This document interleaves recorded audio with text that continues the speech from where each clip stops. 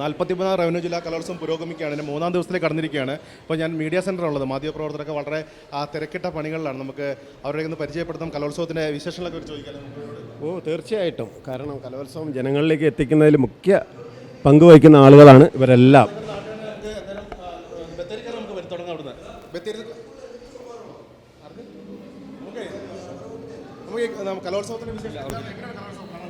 അടിപൊളി, ഒരു രക്ഷയില്ല, സൂപ്പർ കലോത്സവമാണ്. അതെ അതെ, കുറേ കുട്ടികൾ അവിടുന്ന് നമ്മുടെ ദുരന്ത ഭൂമിയിൽ നിന്നൊക്കെ വന്നിട്ട് അവരുടെ കലാപ്രകടനങ്ങളൊക്കെ ഇവിടെ കാഴ്ചവെച്ചു. കുറേ പേർക്ക് സമ്മാനമൊക്കെ കിട്ടി. അപ്പോൾ അതൊക്കെ വളരെ സന്തോഷകരമായ കാഴ്ചയാണ്.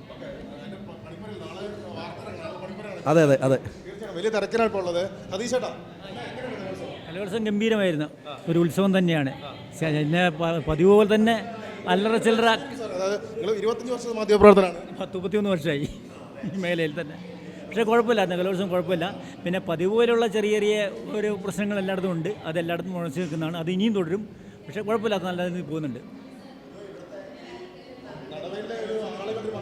നടവേല ആളുകളുടെ പങ്കാളിത്തം അത് ഈ സമയമായതുകൊണ്ടായിരിക്കും. പണിയും മറ്റുള്ള ഒരു കാർഷിക മേഖലയും കൂടിയാണല്ലോ, അപ്പോൾ അതുകൊണ്ടുള്ളൊരു പ്രശ്നമായിരിക്കും. എന്നാലും മറ്റ് ആക്ടിവിറ്റീസ് ഇല്ലാത്തതുകൊണ്ട് ആളുകളെല്ലാം പങ്കെടുക്കുന്നുണ്ട്. രാത്രി കാലങ്ങളിൽ അവർക്ക് ഇഷ്ടപ്പെട്ട കലാരൂപങ്ങൾക്ക് വേണ്ടി ആളുകൾ വരുന്നുണ്ട്, പങ്കെടുക്കുന്നുമുണ്ട്.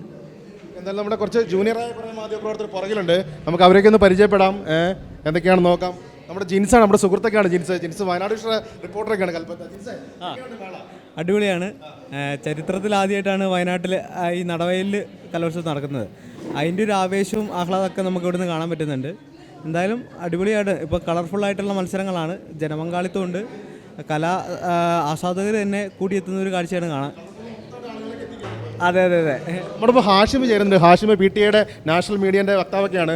ഹാഷിം എങ്ങനെയുണ്ട്? അടിപൊളിയാണ്.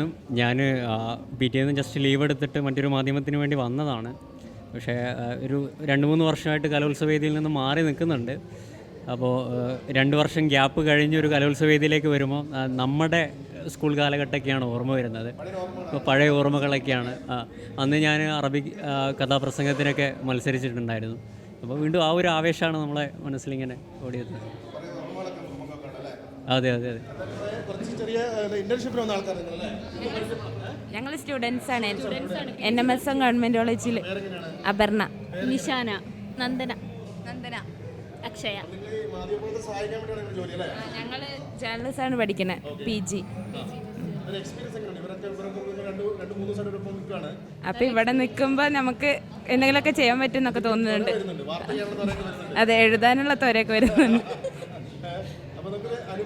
അതെ, കലോത്സവം അടിപൊളിയാണ്. നമുക്ക് കുറച്ചും കൂടി കാര്യങ്ങളൊക്കെ എക്സ്പ്ലോർ ചെയ്യാനും അതുപോലെ ആൾക്കാരൊക്കെ ആയിട്ട് മിങ്കിൾ ചെയ്യാനും അതുപോലെ ഇവരൊക്കെ ആയിട്ട് ഇങ്ങനെ നമുക്ക് അവസരം കിട്ടൂലല്ലോ അധികം. അപ്പം ഈ ഒരു അവസരത്തിൽ കിട്ടുന്നത് നല്ലൊരു അവസരമാണ്. ഇതെല്ലാവരായിട്ടും പരിചയപ്പെടാൻ പറ്റി, സന്തോഷം.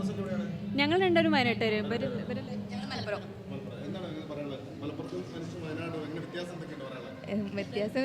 വ്യത്യാസം അങ്ങനെയൊന്നുമില്ല. അതെ, ഞങ്ങൾ അങ്ങനെ വരുന്നത്, ആദ്യമായിട്ട് വരുന്നത്. എന്തായാലും കുഴപ്പമൊന്നുമില്ല.